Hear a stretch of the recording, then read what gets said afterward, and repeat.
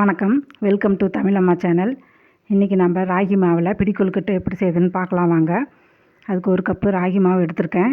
கடாயில் போட்டு லேசாக வறுத்துக்கோங்க. இதில் எண்ணெயெல்லாம் எது விட தேவையில்ல. லேசாக வறுத்துட்டு ஒரு பவுலுக்கு மாற்றிடுங்க. ஒரு பிஞ்சு உப்பு போட்டுக்கோங்க. வறுத்த கடலையை தோலெல்லாம் எடுத்துட்டு மிக்சியில் போட்டு கொரகொரப்பாக அரைச்சி அதையும் போட்டுக்கோங்க. தேங்காய் துருவலை லேசாக வறுத்து போட்டுக்கலாம், நல்லாயிருக்கும். அடுத்தது 3/4 கப்பு நாட்டு சர்க்கரை போட்டுக்கோங்க. ஏலக்காய் இதெல்லாம் போட்டு நல்லா கிளறி விட்டுருங்க. நல்லா ஒரு கிளறின பிறகு சுடு தண்ணியை கொஞ்சம் கொஞ்சமாக ஊற்றி நல்லா பிசைஞ்சு விடுங்க. அதிகமாக ஊற்றிட வேணாம். எடுத்தோடனே சர்க்கரை இருக்கிறதுனால, நாட்டு சர்க்கரை இருக்கிறதுனால கொல கொலன்னு ஆகிடுங்க. அதனால் கொஞ்சம் கொஞ்சமாக ஊற்றி நல்லா கொஞ்சம் கெட்டியாக பிசைஞ்சிக்கோங்க.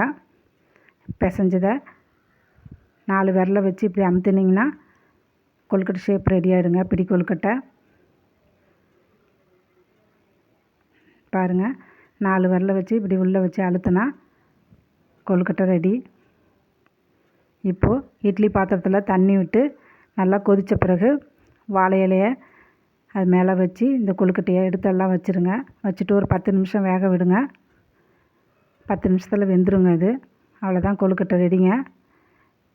நீங்களும் இந்த கொழுக்கட்டையை வீட்டில் ட்ரை பண்ணி பாருங்கள்.